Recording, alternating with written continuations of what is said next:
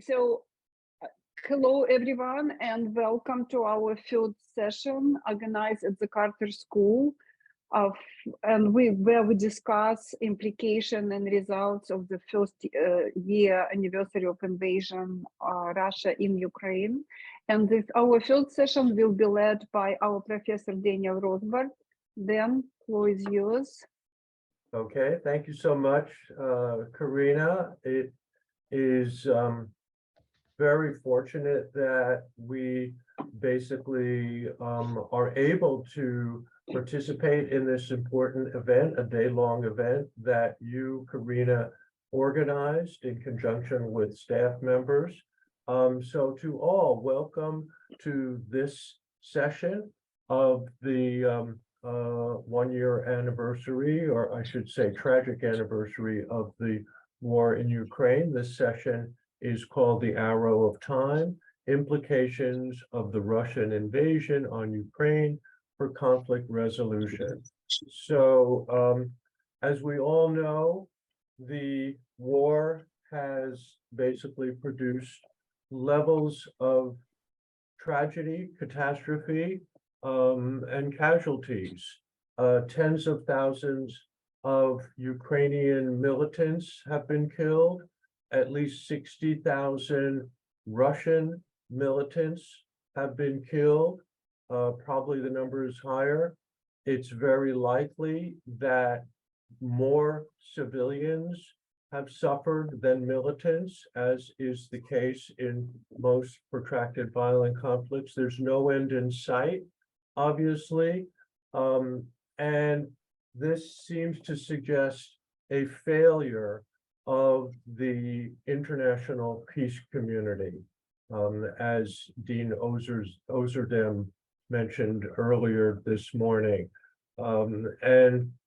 This failure, I think, is illustrated by an event yesterday. As you may know, the UN General Assembly approved a non-binding resolution calling on Russia to end hostilities. Some people say that's a powerful moral message.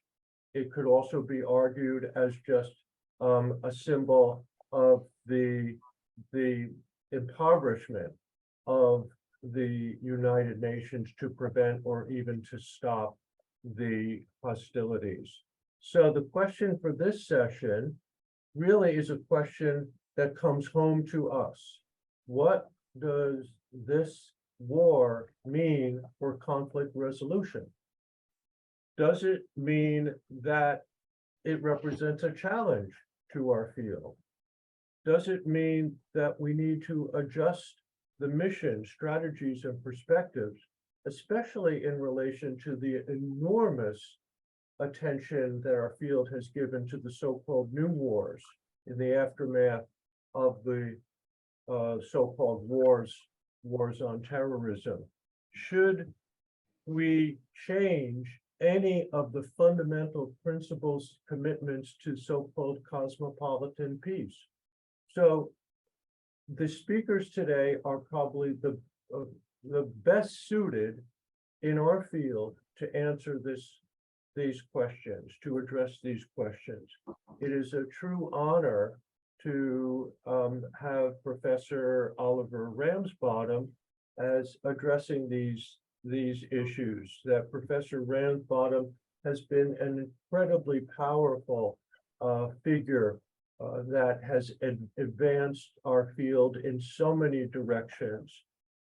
His impact has been felt in many ways. That one of his books, I think, should be standard reading, When Conflict Resolution Fails, quite relevant to the current crisis. He edits a series for Routledge, which I think is the best book series in our field. And importantly, he has co-authored this book, which, if there are students in the room, you should read this cover to cover, as, can I say the word Bible? That's a religious term, but it is absolutely essential reading, which reflects Professor Ramsbottom's depth, his breadth, and his just important contribution to the field. So Professor Ramsbottom will be our first speaker. And we're also honored to have my colleague, Professor Richard Rubenstein, serve as the discussant for this event. Professor Rubenstein is University Professor of Conflict Resolution and Public Affairs at the Carter School. His influence is far and wide in issues contributing to issues on religious peace building, structural conflict resolution, war and peace ideology, and so on. His most recent book is, everyone should get this too, Resolving Structural Conflicts, How Violent Systems Can Be Transformed. So this is really a wonderful event. Thank you so much for participating. So what we will do today is I've invited Professor Ramsbottom to present his findings, and then Professor Rubenstein will follow. We'll have some time for discussion. So, welcome. Do I start? Yes, please. Oh, yeah, right. Hello, everybody. I'm feeling slightly dazed by thinking a few moments ago I wouldn't be able to join you. And now, thanks to the brilliance your end, I find that I can. And it's an enormous pleasure to be with you, and a very great honor to be with GMU and the Carter School on your Peace Week. The title of my talk is The Arrow of History: Implications of the Russian Invasion of Ukraine for Conflict Resolution. And I am basically going to respond to two questions which I've been asked to address. The first one is, does the Russian, well, they're both linked, it's an either or. Does the Russian invasion of Ukraine curtail hopes for a more peaceful future among competing nations and power blocs, as some analysts believe? Or do the ideas and methods of conflict resolution still have a role to play in creating a more just and peaceful society? Those are my questions to address. I begin by the wider setting for these questions is what I'll look at first, and then progressively narrow this down to the implications of the current war in Ukraine. Clearly extremely ambitious, but I'll do my best. Previous attempts to create peaceful world orders after major wars before 1945, 1648, 1713, 1815, 1918 to 19, have all eventually failed when the victor's preeminence subsequently came to be challenged. Is this what will happen to the 1945 San Francisco attempt to establish an enduring new world order, now that Putin's Russia and Xi's China have become revisionist and irredentist powers, and in the wake of such a blatant breach of UN Charter Article 2.4 by a founding state, the Russian Federation, or the Soviet Union as it was then, and permanent Security Council member?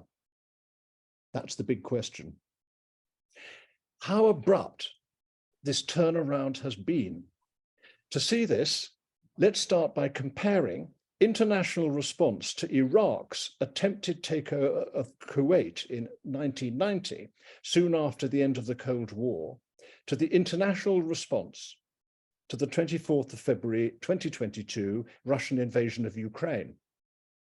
The international response to the Russian invasion, I think we would all agree, has not been clear-cut or unanimous. The Iraqi attack on Kuwait on the 2nd of August 1990, in contrast, less than a year after the fall of the Berlin Wall, 9th of November 1989, was immediately repudiated and reversed by a unanimous UN Security Council resolution and subsequent international action. It seemed to many that the original UN Charter concept of collective defense against threats to international peace and security might, after all, become effective. US President George Bush, not usually given to rhetoric, condemned the Iraqi assault as an unacceptable affront to a new world order. It's poignant to remember this now. Remarkable, UN-led peace-building operations in Namibia, Angola, El Salvador, Cambodia, Mozambique, on I go, Haiti, Guatemala followed. At one point, US armed forces even wore blue helmets. Somalia, Macedonia. The National Peace Accord, 1991-4, and relatively non-violent end of apartheid in South Africa was a watershed. Hopes for a settlement to the Israel-Palestine conflict continued through to the end of Bill Clinton's presidency in December-January 2000-2001. The Good Friday Agreement in Northern Ireland in 1998 was another major breakthrough.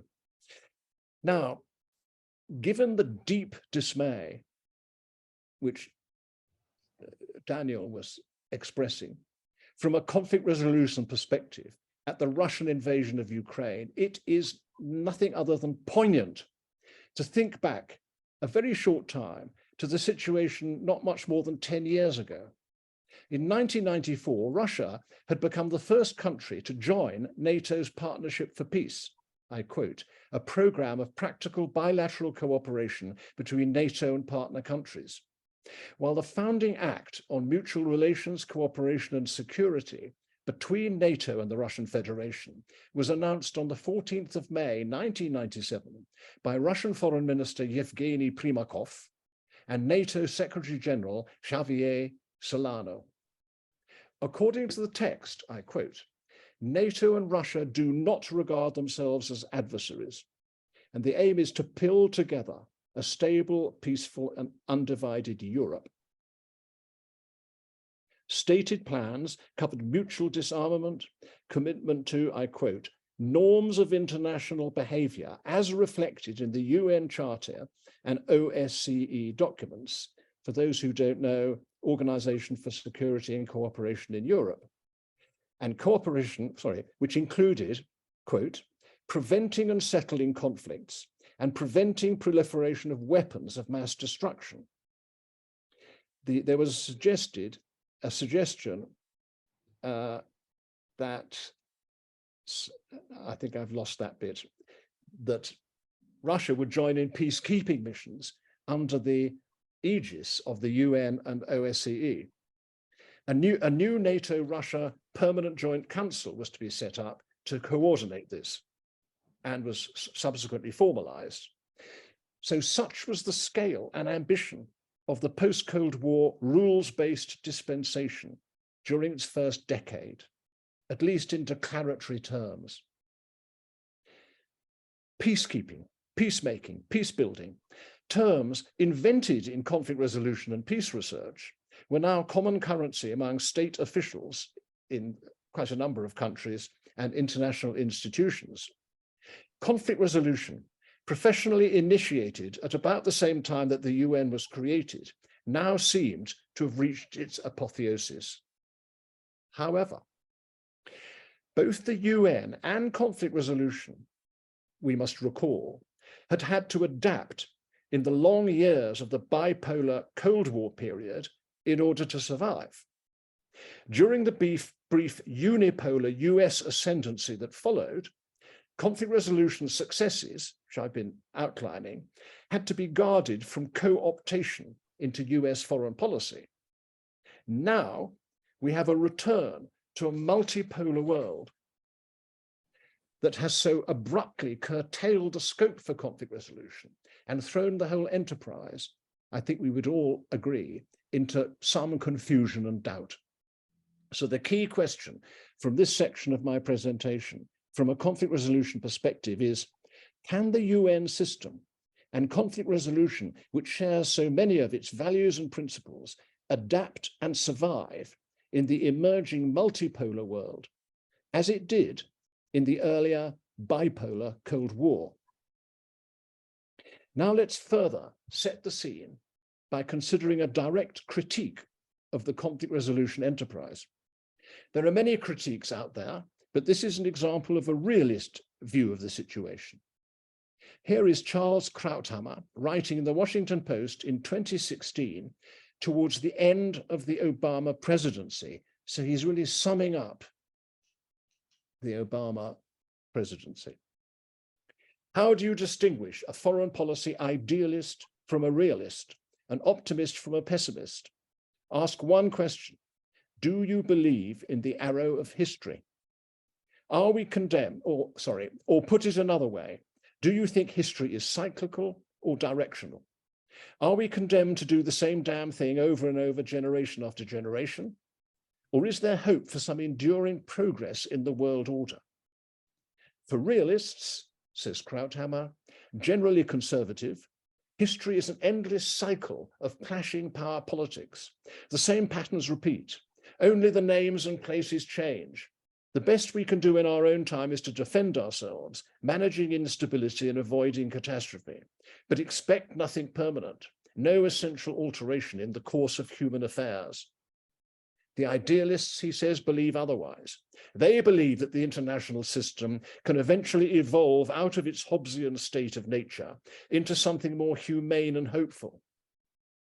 Here's the key bit, really. The policies that followed during the Obama presidency, appeasing Vladimir Putin, the Iranian mullahs, the butchers of Tiananmen Square, and lately the Castros, have advanced neither justice nor peace. On the contrary, the consequent withdrawal of American power has yielded nothing but international chaos and immense human suffering, see Syria. Krauthammer identifies conflict resolution with idealism and the disastrous policies of appeasement that he says follow. So for Krauthammer, what is required in the face of Russian and Chinese revisionism and aggression is, on the contrary, strong defense and deterrence, not appeasement, a renewal of the strategy of containment, as in the late 1940s. If you want peace, prepare for war. Now, in addressing the realist critique, we can now at the same time return to our main theme. Conflict resolution rejects the simplified dichotomy of defense or appeasement and sees the international scene as much more complex than traditional realism assumes. To equate conflict resolution with appeasement or an accommodation of aggression is a fundamental misreading of the field. Conflict resolution is not idealist in Krauthammer's sense. It is based on hard-headed analysis of, quote, the statistics of deadly quarrels, which it pioneered. Conflict resolution has never had difficulty facing up to the toughest aspects of direct structural and cultural violence and the underlying forces that generate them. From the beginning, this has been seen as the essential basis for learning how to prevent, mitigate, or remove their worst consequences. In this sense, I would claim conflict resolution is as realist, meaning as aware of the significance of power relations among states and elsewhere, as self-styled traditional realism.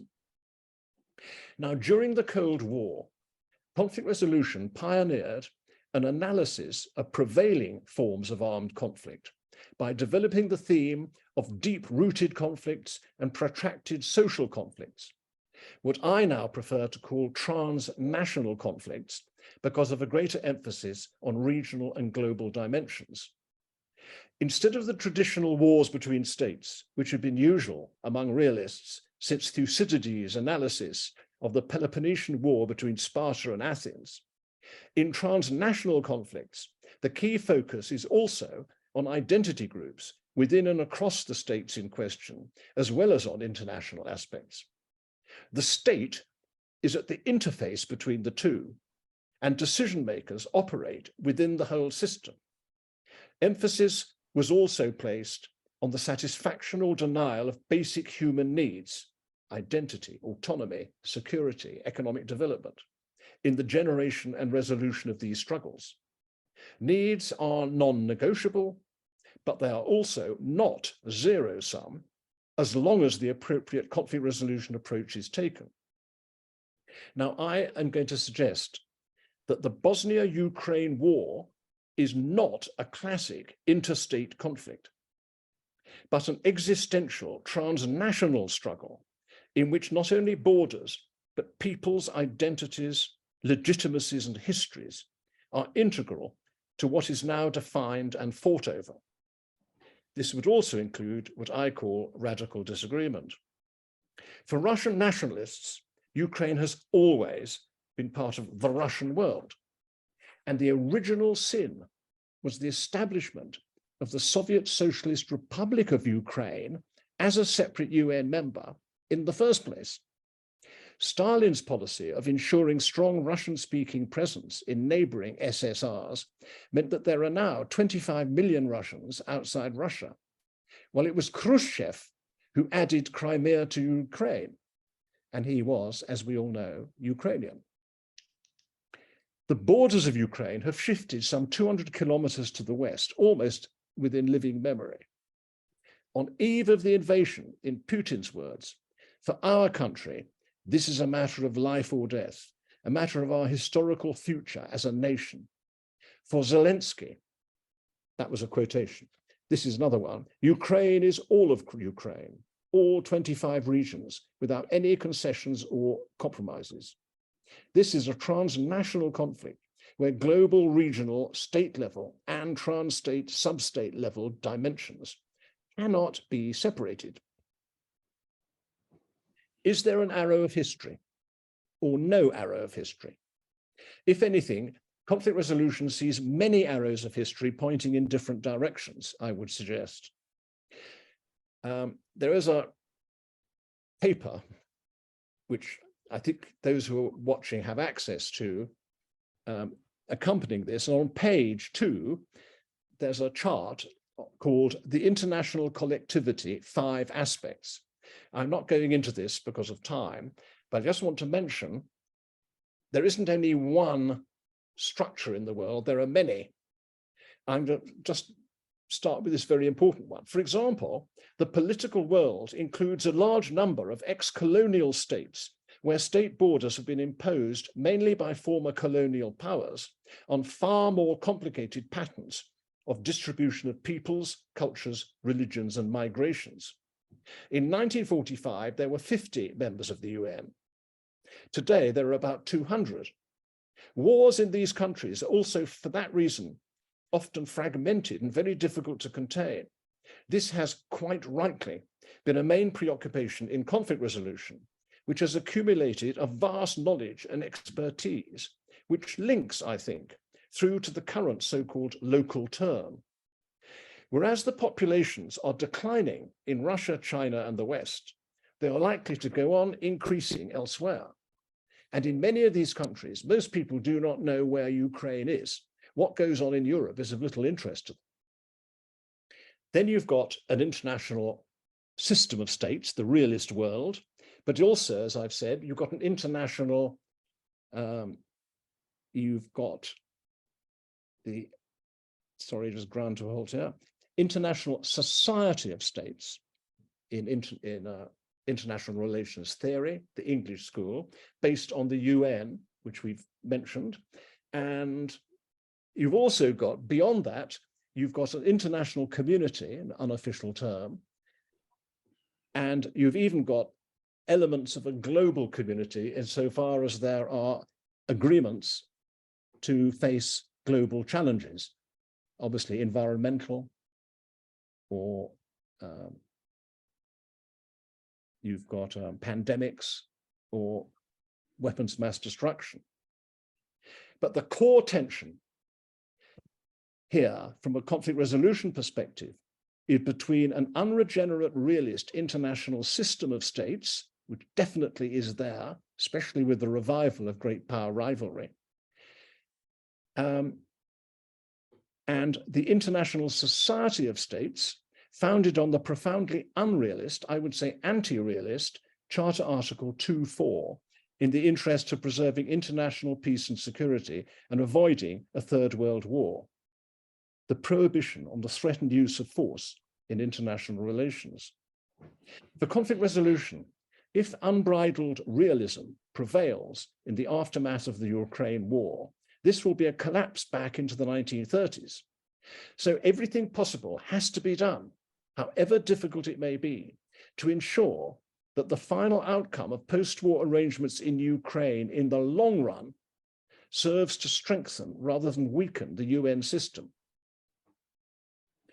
Finally, that magic word, let's bring all of this down to the main theme of this presentation as we apply conflict resolution analysis to the current situation in Ukraine. Now, we're guided here by conflict resolution analysis of escalation and de-escalation phases in the dynamics of conflict and the principles of contingency and complementarity that go with them. In the hourglass model, for example, possibility space narrows in the escalation phase, reaching a war, as now in Ukraine. Then if you move beyond the war, it opens again in the post-war phase. And you can say that the overall aim of conflict resolution throughout this is to maximize possibility space. So I'm ending with, there are 4 phases we can look at in connection with Ukraine, even though what's going on at the moment is the phase of war. For example, take prevention. On the 24th of February 2022, the phase of conflict prevention ended in failure. So what conflict resolution does, following its own precepts of second-order social learning, it tries to say, why did this happen?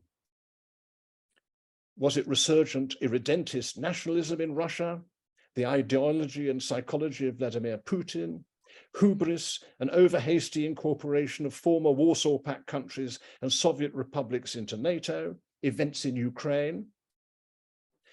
Then, whether this was avoidable, were there missed opportunities? I certainly think so, but of course this is counterfactual. And then, what's of contemporary relevance, what lessons can be learned? For example, in preventing war with China over Taiwan.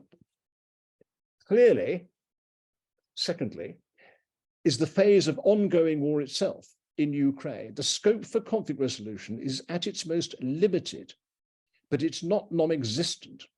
It has 4 main tasks, I think.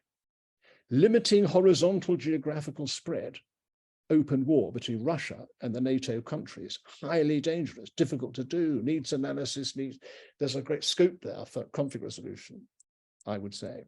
Secondly, limiting vertical escalation, nuclear weapons. Limiting intensity, civilian protection, all the negotiations for getting in, getting civilians out, trying to maintain the laws of in bello laws of war. And finally, limiting duration, bringing about a ceasefire, which is much studied in conflict resolution, although those in the field are well aware of the danger that a ceasefire may be used to re-equip and renew the war with increased energy. Now, the next third dimension comes in the daunting task of turning a ceasefire into a more enduring settlement that does not violate fundamental norms, i.e. reward aggression, or exacerbate future relations. Now, this is extremely hard to do because the prospect of Russia vacating all occupied lands seems to be unattainable. At the time of writing, this settlement is not on the radar screen, but preparations can be and already are being explored in many excellent analytic papers. The trouble here, I would say, is that even possible blueprints produced by governments, such as Italy, have to second guess the strategic thinking going on in Kiev and the Kremlin. That is where the critical strategic cost-benefit analysis is taking place. Unfortunately, this is on the whole a black box for third parties. So the best that third parties and conflict resolution can do in this constrained space is to try to influence what they think the belligerents are thinking. Ukraine itself produced an outline of possible settlement terms as early as the 29th of March 2022, but withdrew it after discovery of the Bucha massacre.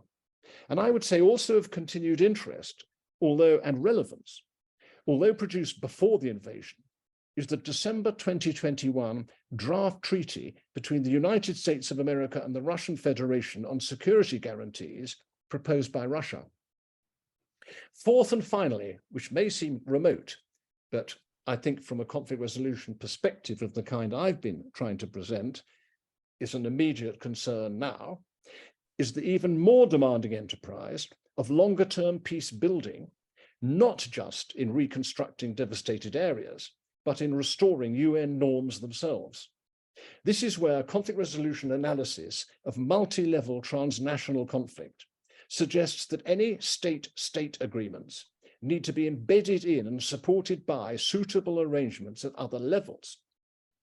One example at global level, there is a need, and let's hope it's going on to some extent, for the USA and China to be in constant communication to avoid the danger that if China starts to send military supplies to Russia, their rivalry may fuel a catastrophic escalation. And at regional level, I mentioned the OSCE, the potential of the OSCE, which came out of NATO and Warsaw Pact countries, 57 of them, is simply underused, particularly something like the High Commissioner on National Minorities, who remarkably has the right to get involved without explicit permission from the governments. That's a vital area when you think of all those Russian minorities. And parallel with that, at regional level, I say this with deep sorrow that opportunities missed, will be at some future point to try again, not now, perhaps who knows down the line, to build a European security architecture. However remote this may be at the moment, conflict resolution has to deal with now, next, and be aware of these dimensions of time. At the heart of all this lies the whole gamut of conflict resolution institutions, mechanisms, and practices developed since 1945 to transform actually or potentially violent conflicts into non-violent forms of change. Can these survive and be adapted on the hopeful basis that, as already noted, despite current turbulence, almost all states are still UN members? Can World War III be prevented in the current multipolar world at geopolitical level, as it just was in the 1945-89 bipolar world? Can Chinese claims to Taiwan and the rise of China in general be managed non-violently? Can the confrontation between democracies and autocracies be accommodated peacefully while the struggle continues? And can conflict resolution avoid being seen as a mere veil for Western values and or a tool associated with Western interests? These and a host of other questions concerning the vital needs of the majority of the world community who do not live in Europe, and the multi-millions of the poor who suffer most from economic greed, mismanagement, inequality, are yet to be answered. There is no overall pattern here. Failure of international efforts in Afghanistan coexists with relative success in the Philippines. And surely there is no doubt that global challenges from future pandemics, spread of lethal weaponry, self-induced environmental catastrophe can only be addressed cooperatively.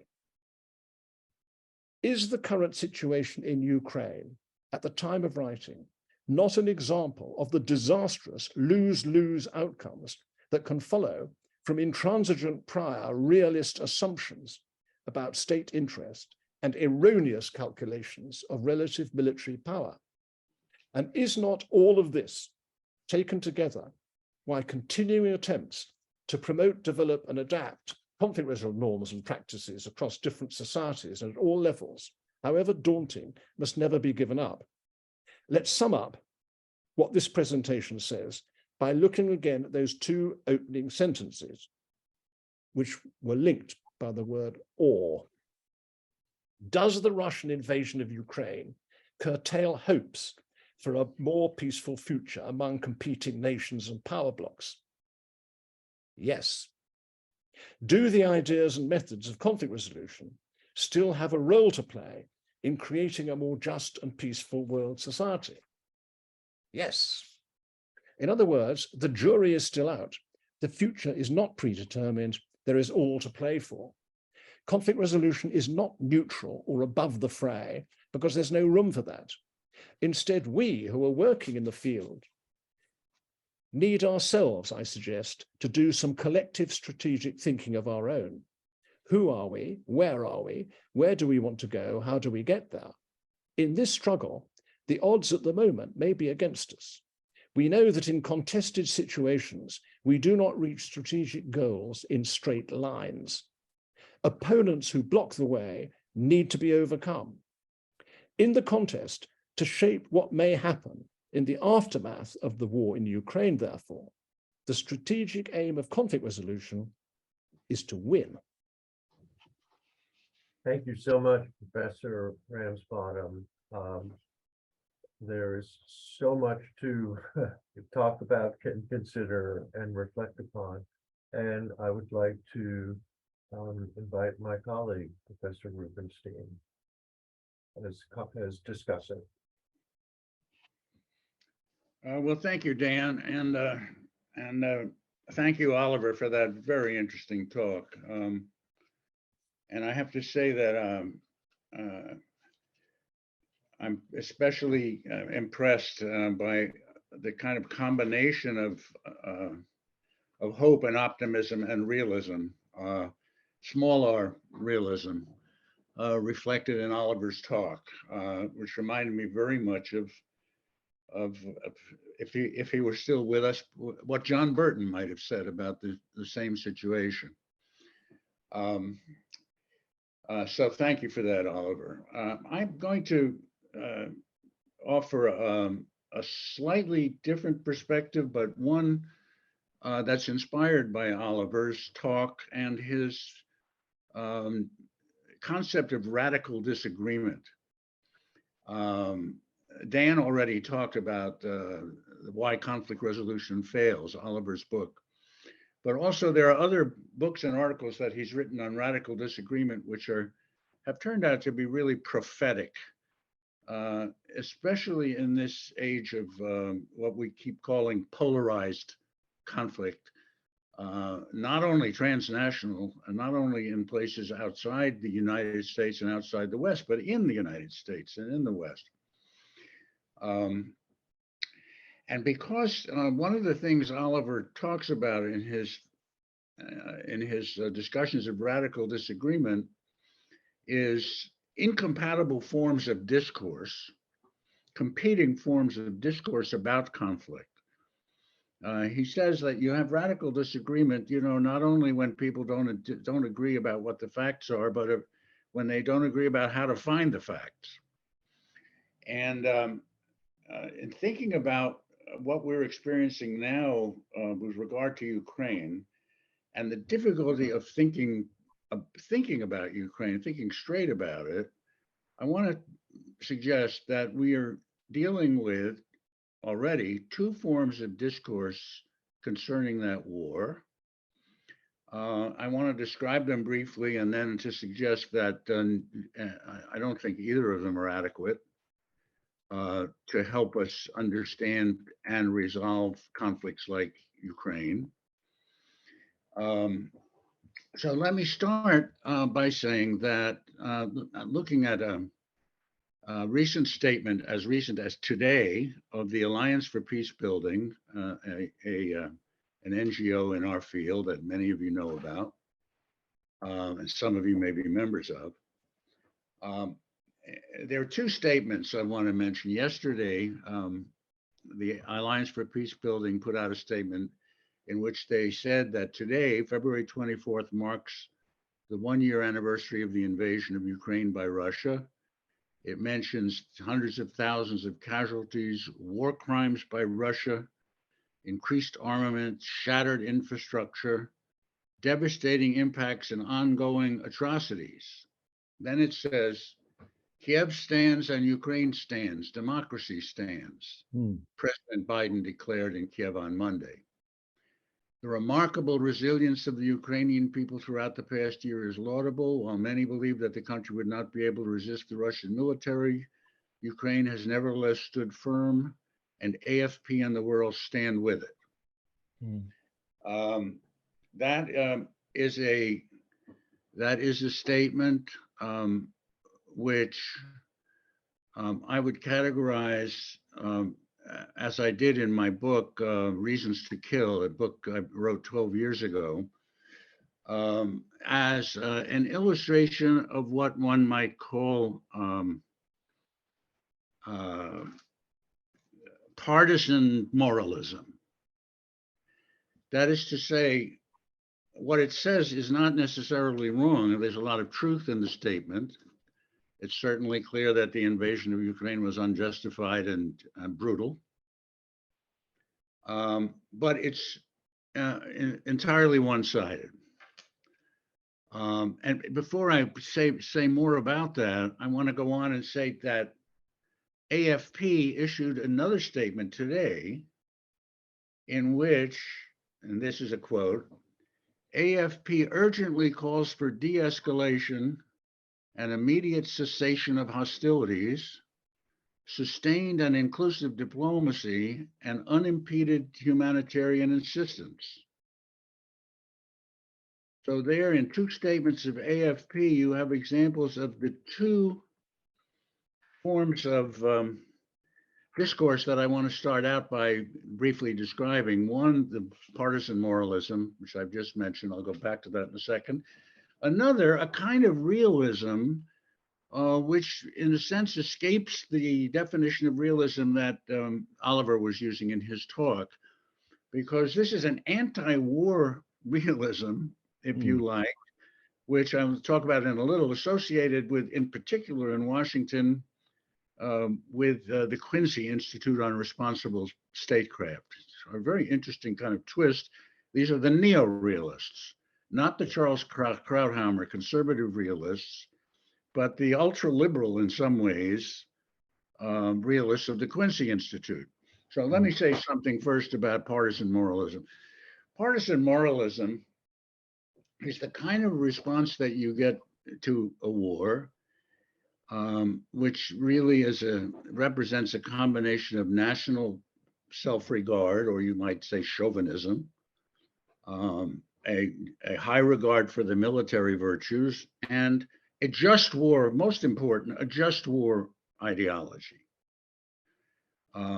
It rests on a radical distinction between aggressors and defenders that often pictures the aggressor as malicious, cruel, deceitful, unconcerned about human life, seeking power for its own sake. The aggressor is a devil.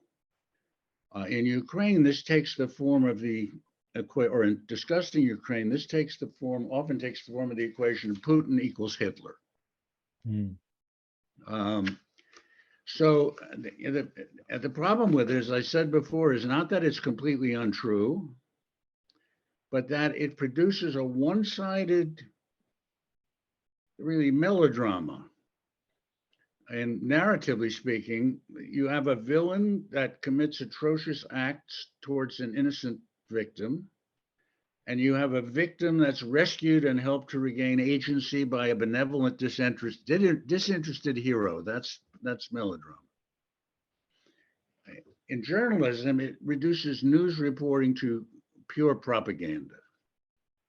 And if you read the New York Times or the Washington Post today, what you basically get is pure propaganda. You get, for example, a failure to cover stories.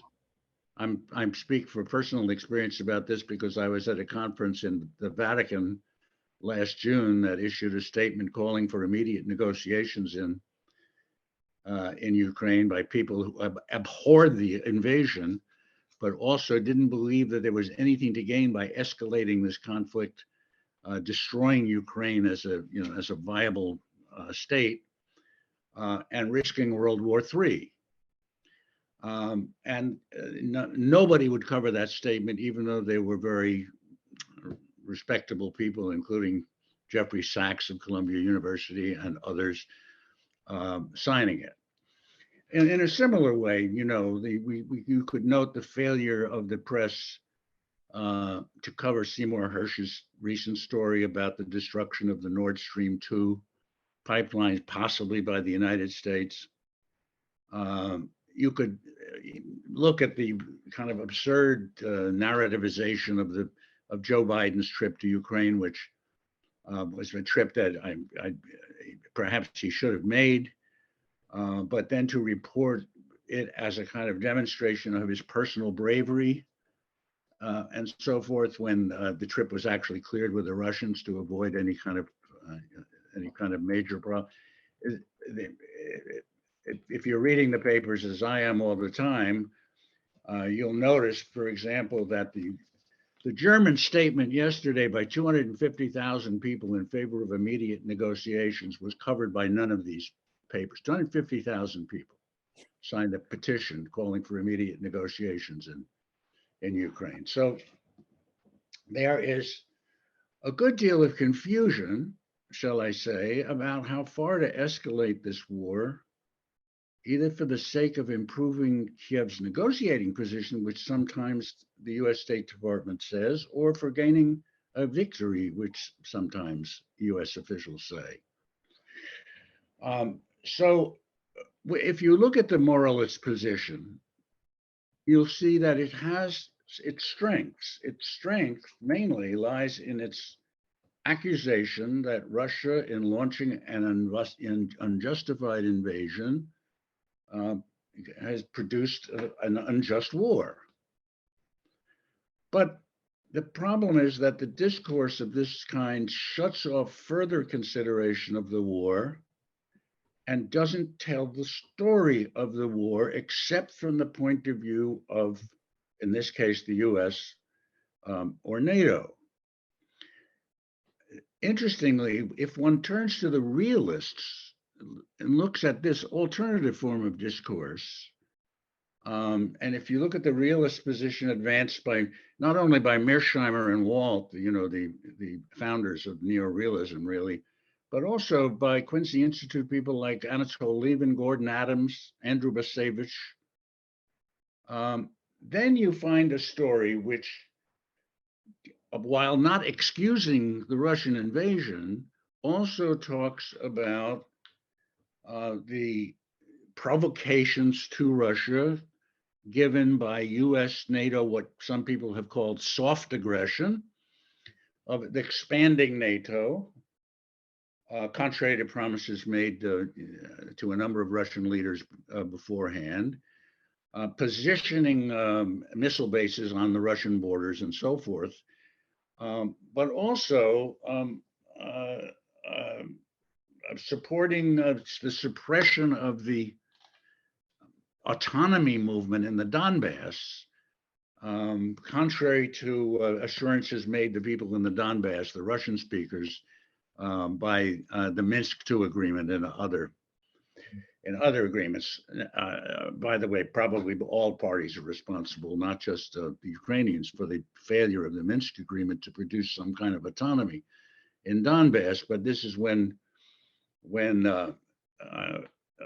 our speaker talks about a transnational conflict. I think that he's pointing at this conflict within Ukraine as creating some of the conditions for a transnational conflict. So when you look at the realists, the neo-realists, I think you find that the virtue of their analysis is they're telling a more complex and accurate story about the origins of the war.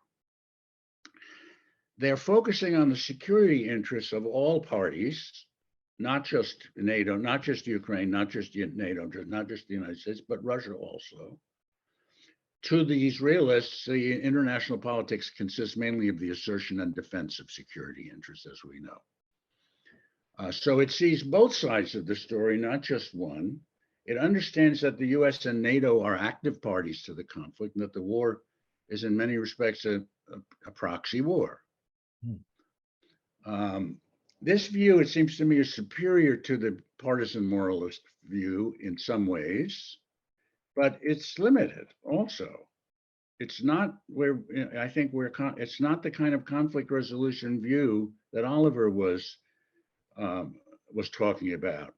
Its limitations are, one, it doesn't offer a systematic account of the international system as an imperial system. Something, well, Oliver mentioned multipolarity, but I want to add this feature that these are not simply great powers, in a kind of 19th century, Metternich or something sense of great powers. These are empires or would-be empires. Mm. And the biggest of them all is the United States. When one tries to understand a conflict like the Ukrainian conflict, it seems to me one has to, instead of dividing the world into good guys and bad guys, one has to understand that there's an American empire with a NATO junior partner, which is still the dominant system in the world. It's still the hegemonic system in the world. And there is a Russian empire, which is trying to maintain itself and perhaps in some ways restore itself. And then you have borderlands, including the Ukraine, which for centuries, since the imperial system was created, borderlands have been the victims and the prizes in inter-imperial competition. Not only that, these empires are armed with nuclear weapons. It seems to me the realist theory begs a number of questions. These are empires, not just great powers. Well, what causes the formation of empires? If multipolarity is the realist goal, which the realists often say it is, how come multipolarity generated two world wars? And most of all, what do the forms and activities of these international actors that realists often portray in purely political terms, pursuing national interest through power and all of that, what do these forms and activities have to do with the economic systems and cultural lives of the great powers, of the empires and everybody else? It seems to me then that we're looking for a perspective that's going to transcend the limitations of both partisan moralism and neorealism. First, that new perspective, the conflict resolution perspective, would recognize that the world is organized currently on an imperial model. And that's one reason the UN, our hopes in the UN have largely failed. Imperial systems by their very nature generate violence. It's a form of structural violence. Second, it'll understand that modern empires don't just exist as political entities manipulated by politicians for the sake of expanding their own power, the powers of their nations. They are deeply influenced and in some ways created by the capitalist system of production. Lenin described some of the dimensions of that relationship, but even he didn't understand the role that arms production and military employment would play in the economies of late capitalist states like the US and Europe, and for that matter, Russia. Everybody talks about manufacturing having gone south in the United States, and they don't talk about the most successful manufacturing operations in the US and one of the most successful in the world, which in financial terms, which is the military industrial sector of the economy, which plays a crucial role in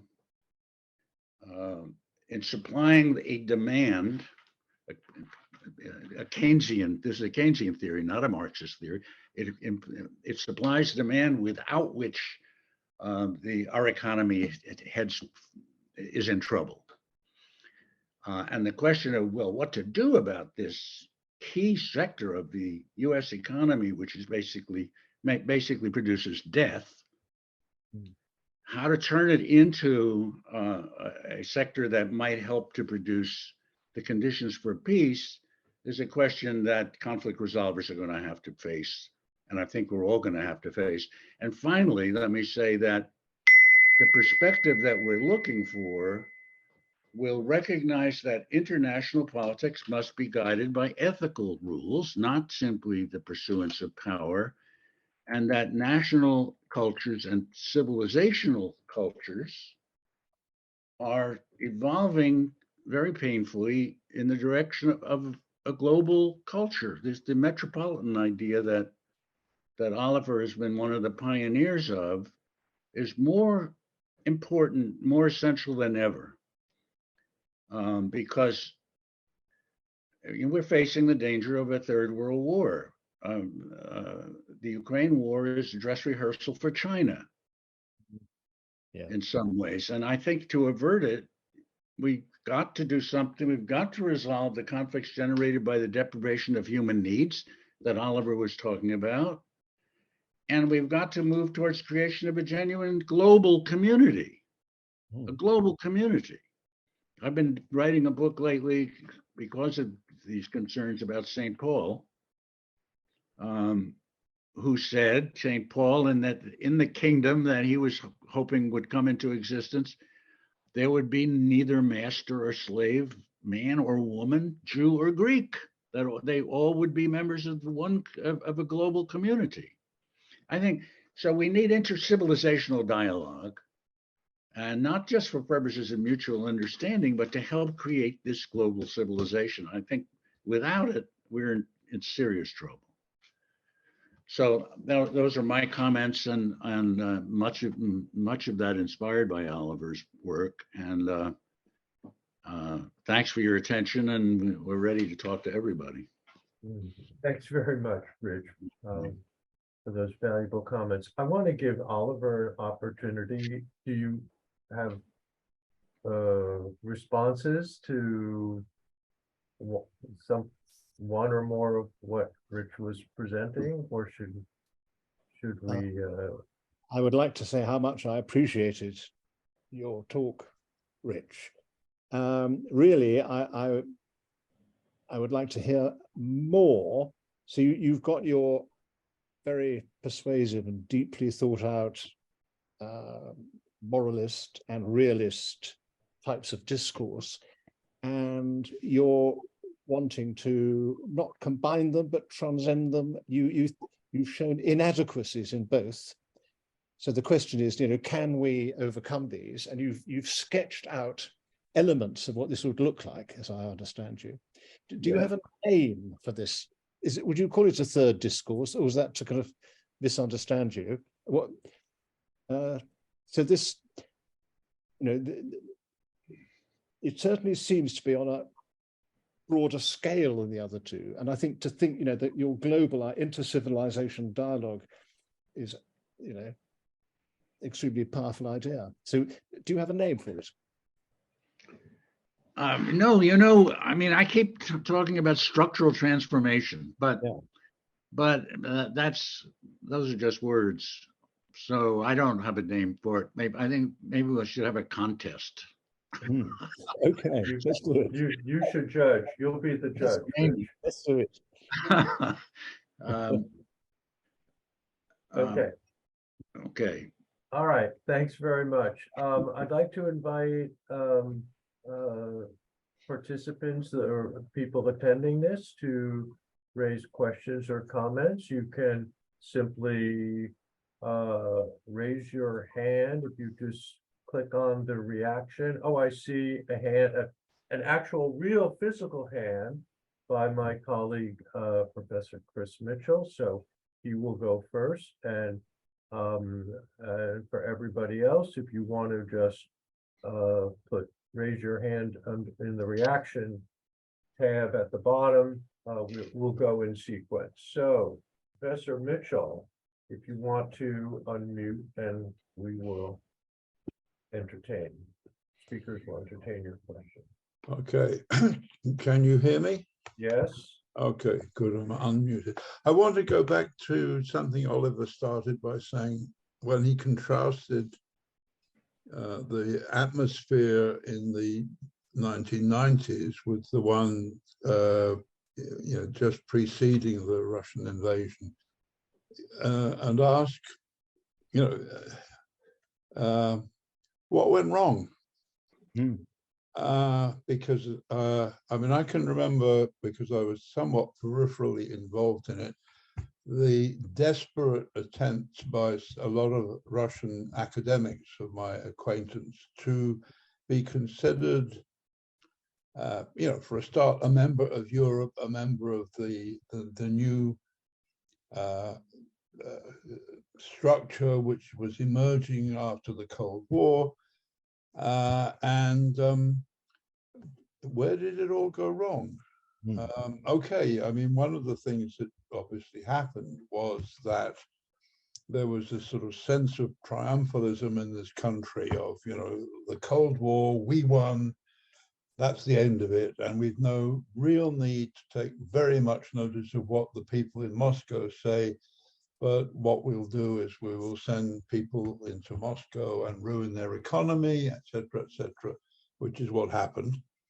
And then as we became, creatures of the millennium, what then happened was the attack on the, the two towers and the Pentagon, the assault on Iraq, the systematic exclusion of the Russian state from its periphery, particularly in the Middle East. If we're talking, Oliver, about 1945 and what happened after the Second World War, one of the things that happened after the Second World War was a serious attempt to set up a peaceful world community. And what happened after 1991, as far as I can see, was a long-term screw-up. And we're at the moment enjoying the fruits of that, or we're not, the poor bloody Ukrainians are. Do either of you or Rich have any ideas about looking a long way down the road for conflict resolution? How do we avoid a similar screw up when this particular war is over?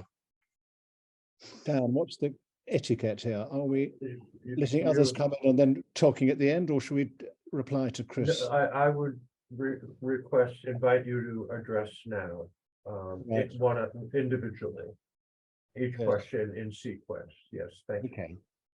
Chris, that's a great question, and it's a huge canvas. And I think we should, if you think back to 1945, I think we are giving it a lot of credit. We think it was a fantastic effort, really. Even though it was all these things a victor's peace, aren't they? Given it was a victor's peace, you come down to the people who were defeated, Germany, Italy, Japan. Of course, they were unconditional surrender, they were occupied, reconstructed. And I think a lot of people won't like me saying this. It was worked quite well, meaning that German people, Japanese people, overall seemed to accept what had happened and build their own. And there seemed to be, so that I don't know how much success you would allow of that. But of course, I'll be very quick. That was challenged very quickly by the Cold War. And I think the Cold War closed down a huge number of possibilities that could have taken place then, benign possibilities. And I think it's a very good comparison with what happened to the possibilities in 1991. And this isn't particularly helpful. My last sentence here is that the defeated power in 1991 had not surrendered, not fought wars, and was not occupied, but just disintegrated. It was an absolute catastrophe. And the so-called winning power, sort of, the end of history, as if suddenly, not just that Hitler had been defeated, etc., but the idea that the triumphalism, just the failure, when you look at the kind of things I've been mentioning, to follow up on those ideas, is the question is, can we do it again now, when we've got to where we are now, after, your last question was, can you do it after Ukraine? I would say, yes, you can always do it, but you have to really think down, as Richard was saying, to the roots of this, and then possibly adjust conflict resolution to those wider themes. I mean, it's a very good question. Rich, Well, I don't have anything much to add to that. Okay. I agree with what Oliver just said. Dan, if Okay. I may. Yes, of course. Thank you very much. It's extremely interesting, and I agree with so much what you are talking about. And I want to bring one more dimension into it and hear your perspective on that. You mentioned the Minsk agreement, and also mentioned this asymmetry of perception. The war which we have right now, doesn't happen suddenly, right? Out of nothing. And you stress the whole dynamics, what's happened there. And failure of international community to, first of all, to reach really comprehensive agreements and then ensure that this agreement are implemented. And I mean, Minsk 1 and Minsk 2 was partly because I just recently wrote a paper on it, was partly because the perception and definition of what actually was happening was completely different. They were not symmetric. They have completely different meaning what actually happening in Ukraine and what a partisan war, and what role Russia should play, and what role should all these republics, proclaimed republics, should play there. And now what happening with entire world, the whole fact that yesterday 32 countries abstained themselves from the vote. So it's also shows that there are clearly different interpretation from the world view what's going on in Ukraine. So I really want you to, if you can comment on it and show how we deal with this growing asymmetry or radical disagreement on what actually happening, right, in Ukraine and how to address it. Thank you. Oliver, do you want to Rich? address that? I think it's Rich's turn, isn't it? Oh, Rich, okay. Well, Oliver Very good says, question. I've answered that by quoting Oliver. I mean, Oliver says that one of the reasons conflict resolution fails is that people have dialogues for mutual understanding when they should have dialogues for strategic engagement. Yeah, exactly. So that I know this is going to sound too general, but that the whole question of in a sense addressing the domestic causes of international conflict is that, I mean, if you look at Ukraine, I'm not sure, and I think this is what Oliver, one of the things he meant by talking about transnational conflict. If you look at Ukraine, when I remember when I started studying religion and conflict years ago, that one of the examples of religious/cultural conflict that was constantly brought up was Ukraine, the Russian speakers and the Ukrainian speakers, the people looking west and the people looking east, the Orthodox versus the, as an example of a social division that was producing conflict. So, and then if you look at the United States and you see the extent to which people in a society with growing inequality and the extent to which people are seriously in pain, their needs are not being satisfied, and they're looking around for somebody to blame, for why is my community declining? Why are half the people in certain communities addicted to opioids. Why can't we stop crime anywhere in this country? And then the answer to be offered is, well, it must be the immigrants, or it must be the foreigners. Or Make America Great Again suggests that it has become non-great. It suggests that Oliver mentioned the brief period of total domination of unipolarity, which is now being threatened by the existence of other powers and in the world. It's causing, it's getting people crazy.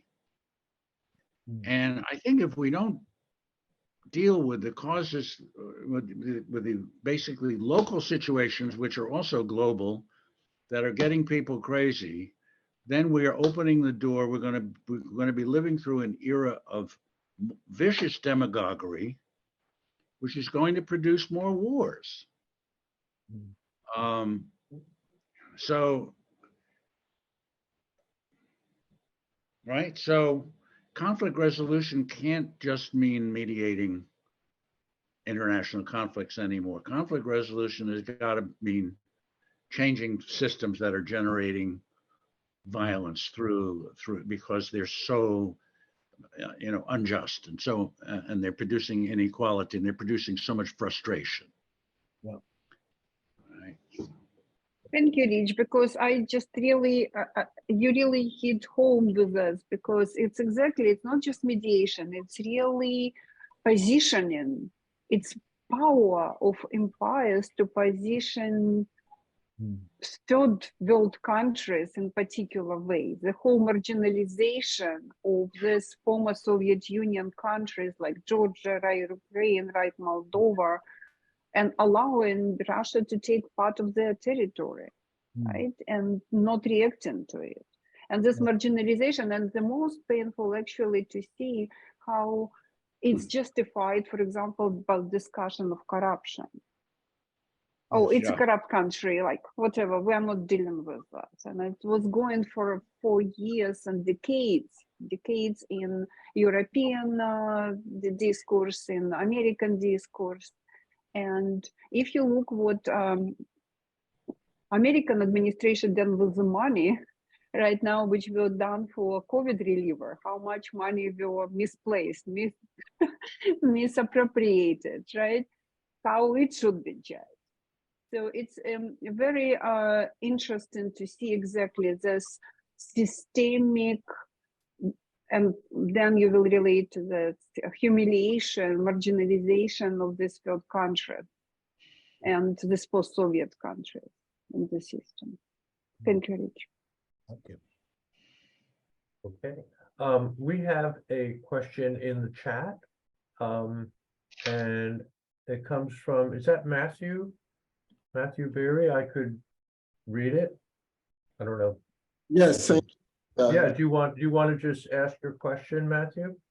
Yes. Well, when we listen to the news, including in Africa, many people wish the military defeat of Russia.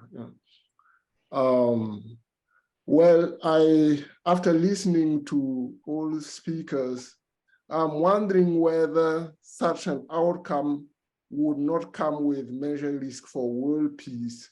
And if so, what are the viable options left to the international community, especially if Russia refuses to withdraw, as the recent UN resolution requested? Daniel, I have difficulty. My hearing isn't very good, Matthew. Sounds an extremely interesting question, but I think I missed a bit in the middle.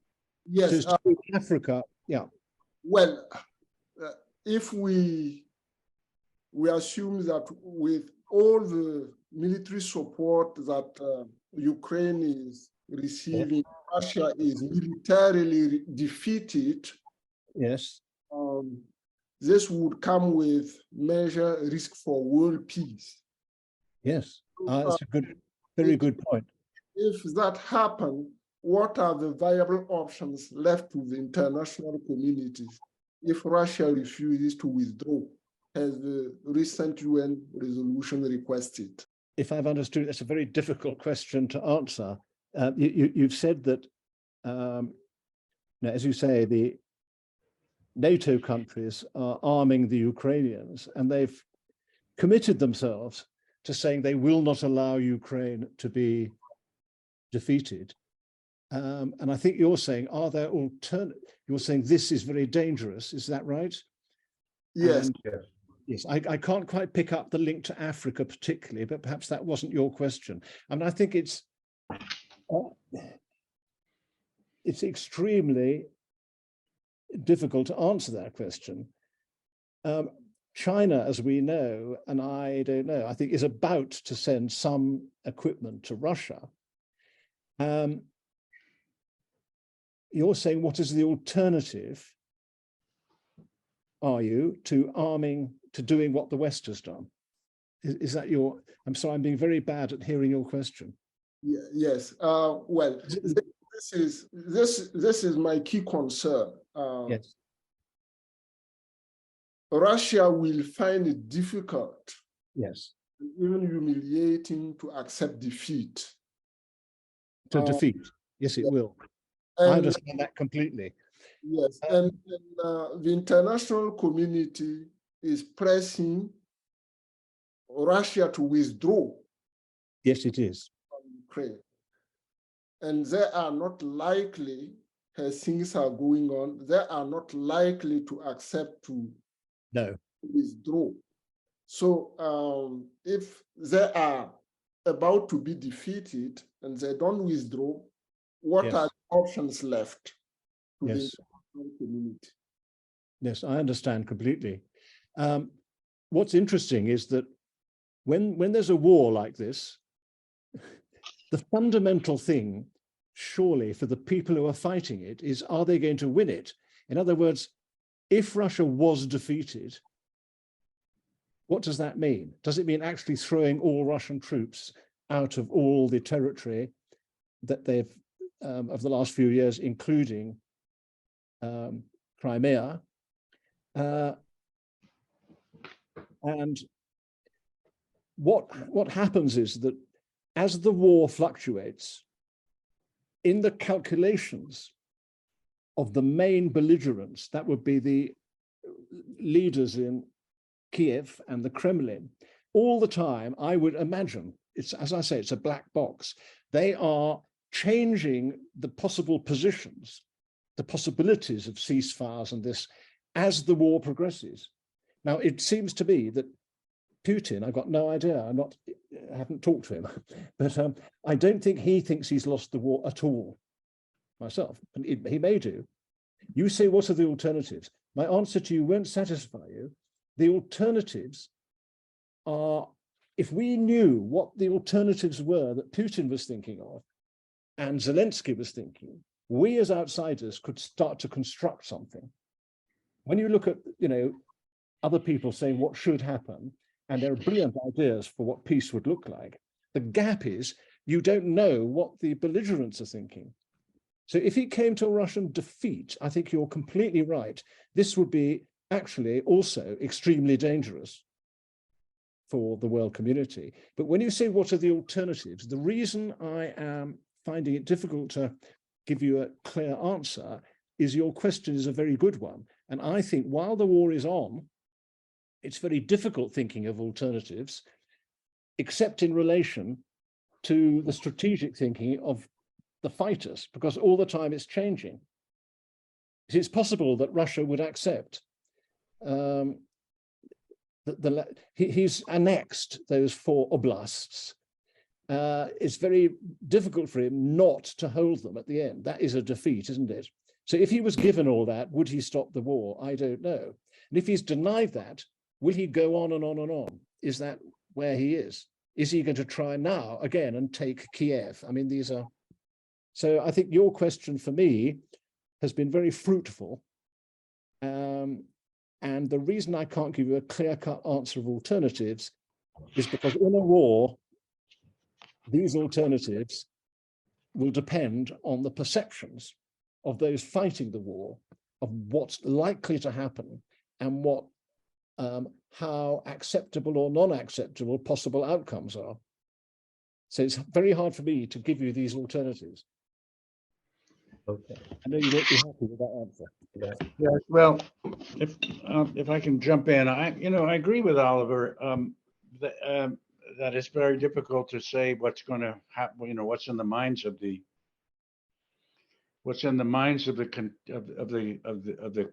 parties. I mean, we have basically no way of knowing. At least I have no way of knowing what Putin thinks. I mean, there was a time when Zelensky was talking quite openly about things like abandoning the quest to join NATO. Yes. And he was apparently silenced by the Americans before he could continue that discussion.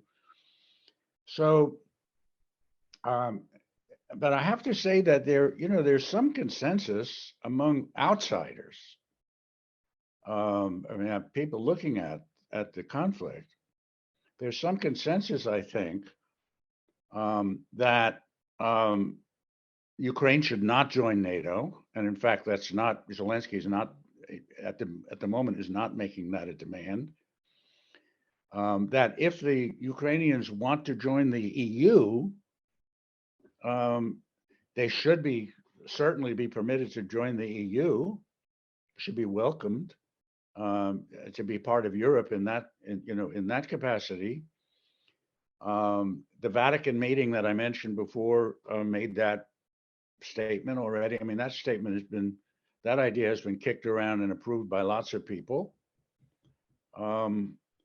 That Crimea would either remain Russian or would be the site for a referendum in which Crimeans would decide whether they wanted to remain part of Russia or not, is another principle that I've found generally accepted by outsiders thinking about this.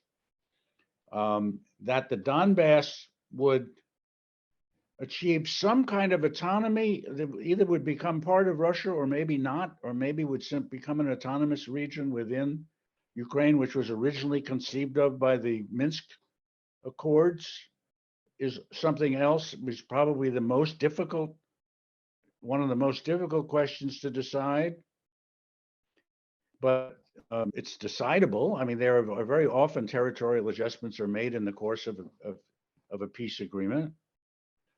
And finally, what Oliver mentioned before about security architecture, finally, at a certain point, negotiations between Russia and Ukraine would also have to include NATO and the United States. There would be perhaps a second round in which NATO countries, and particularly Eastern European countries, would be, included, and the whole question of how Russia and NATO can live with each other would be dealt with. But one thing that'll be very interesting now is to see what the content of this Chinese proposal. Apparently, the Chinese are about to make a proposal, suggest terms for peace. And there's kind of an implied threat there as well, I think, that if their proposal is dismissed as a non-starter, which is kind of how Mr. Blinken deals with these proposals, calls them non-starters. If this one is dismissed, the Chinese might then start getting involved in the war, which would be a disaster. So I think, I mean, there's a comment on the chat by Elena, which says, calling for immediate negotiations when the local population and local political powers are against it is a move destined for failure. How do we learn to listen to the locals instead of imposing our own will and vision of peace on people of Ukraine? I think there's a couple of answers to that. I mean, the point is well taken. You have to listen to locals. Which locals and how you listen to them is part of the problem. And fortunately, we have people like Karina Korostelina doing, polling work and trying to empirically find out what people in Ukraine want, because it's in wartime. It's very hard to find out when speaking an unpatriotic word might get you charged with treason, and so forth. It's very hard to find out what local people want. But it's also not a question of listening, it's a question of listening to the locals, but it's also a question of how much, do we send the tanks now? Do we send the jet fighters to go with the tanks? Do we send really the long range missiles? And so, those questions are also being asked. So, the Americans are going to have to listen to their own locals too at some point, and the Germans and everybody else. I can't help feeling though, with the risks of this turning into a world war, growing apace, with Ukraine being ruined and destroyed, with the deaths going into the hundreds of thousands, that I think, as crazy as people are, I can't see continuing this much longer. Can you? And there's got to be some form of settlement at some point. And then the questions that Oliver raised: how do you make it a sustainable settlement? How do you make it a just settlement? Can be dealt with. Thanks very much, Rich. I'm going to jump in with a question, going back to Oliver's major theme about the arrow of history. My sense is that for the protagonists of this war, there's multiple arrows from their perspective, that their view of history, which is clearly inseparable from their ideology and their parochial, their view of history is inseparable from their parochial interests and parochial vision, that there's multiple views of history and the future, of course. So going back, Oliver, to your primary theme about the positive role for conflict resolution. And I take it you are absolutely one of the world's experts on the meaning of cosmopolitan peace, and advocacy for that. And cosmopolitan peace is it's so multi-layered, involving so many complex systems. Where do you think, Oliver, the most viable entry point is in the direction of cosmopolitan peace, or however you want to go, for conflict resolution people? And I'm thinking of the future here, and invoking what he's said many times in the past year. What happens after the fighting is over? What is our place? And clearly there are so many similar episodes where conflict resolution people have gone in quote post-violent settings. So Oliver, where should we begin at the time when the fighting stops? Right. Well, I think the idea of cosmopolitan conflict resolution is a very promising one. I think that the term cosmopolitan, without going into it too much, is itself controversial. And for some people, it's got a bad connotation, like anything. You think, oh, you're pushing everybody into this so-called cosmopolitan. Actually, you want something much more varied and than that. But that isn't what I think we mean by cosmopolitan. We mean it's got to be, you can start off with, I think Richard was saying this, and it sounds very idealistic. Behind it is the idea that we are citizens of the world, and that therefore everybody's voice counts. This sounds very airy-fairy. But in a way, there's nothing wrong with that. That's what it means. And coming down a notch, which is very, very difficult, it mustn't be identified with the West, for example. It cannot be people come from the West doing this, that, and the other, suggesting that everybody ends their conflicts. Even aid has to come from the rich to the poor, which in itself breaches that. It's quite undignified to be given aid. That's why the rights language is a more robust language, because you have a right to it, not you're at the receiving end. But I think in cosmopolitan conflict resolution, I think that's one of the dangers, is that in this challenge by, in this case, Russia and China, but others, or could be from Africa or anywhere else, to the kind of westernized hegemony that there has definitely been and still is, as Richard rightly says, conflict resolution must not be identified with the West. And so if someone says, you are just a Western, conflict resolution, instead of saying, no, we're not, you have to say, tell us why. And if we are not capable of adapting, or join us, the critics have to be able to join in. If they don't, then you can't claim you're speaking for everybody. I think we're talking about speaking for people, and they have to speak for themselves. But even that can sound patronizing. We're giving people a voice. Right. Well, what is their voice, And you're not giving them a voice. You may be listening to their voice. So that's all rather airy-fairy, I know. But I think it's so the entry point, and we're talking about after the war, would be, for example, if China came up with a peace plan, then for kind of whoever it is, governments may reject it, but conflict resolution take it very, very seriously. Do other Chinese people agree? And we want to hear absolutely what China says. And so I think the effort is to make sure that it is not the West that is doing it.